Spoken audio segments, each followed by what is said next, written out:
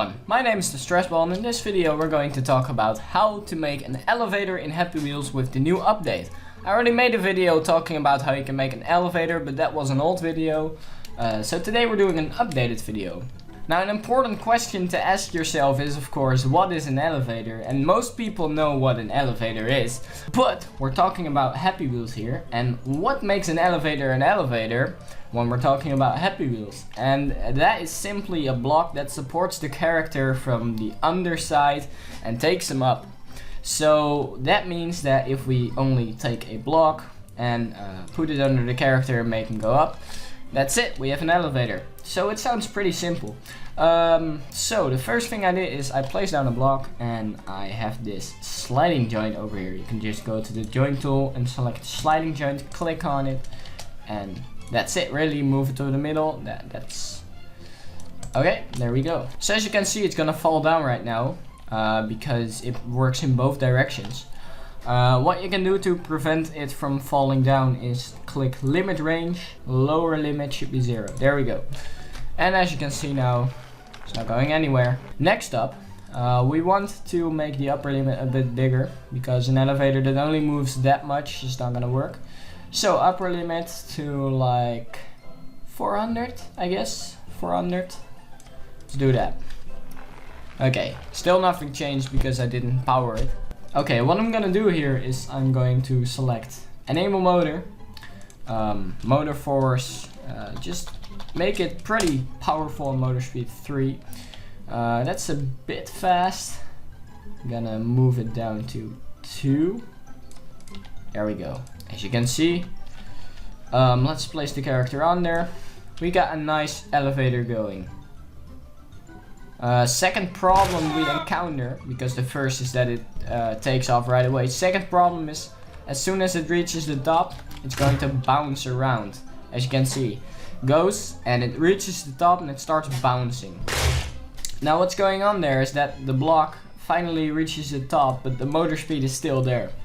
So we need to get rid of that, as well as we need to get rid of the fact that it starts going right away. So the first thing is pretty easy to solve by ticking sleeping over here, but the problem is as soon as you touch the elevator, it's going up. So if you're not fast enough, the elevator takes off without you. There's actually a better way than setting it to sleeping. Let's uncheck sleeping. Now we go to our sliding joint and we uncheck enable motor. Now we take a trigger and we connect it to the joint tool, the sliding joint. So you can clearly see when it's connected to the sliding joint. If you hover it over the block is going to change color. When you hover it over the sliding tool is going to change color. That's the one you want to change, and then click it. There we go. Now if we select our sliding tool, we have a action. Its default action is disable motor. What we want to do is change the motor speed. Okay, so we do want enable motor, but motor speed 0. See what I'm doing here? And then when you have the sliding tool, you can just set a new speed, so speed 2. What the duration stands for is not how long it takes until the power runs out, but how long it takes to reach full power. So we can just set it to 0 and it still keeps going. Okay, what if you place a trigger here? Then you can move around freely without making the elevator go. And then when we reach this place, we go up. Okay, now this is also a way to prevent the elevator from bouncing up there, because as soon as the elevator reaches a certain point, well, let's say that's this point. Let's say as soon as the elevator reaches this point, we want it to stop.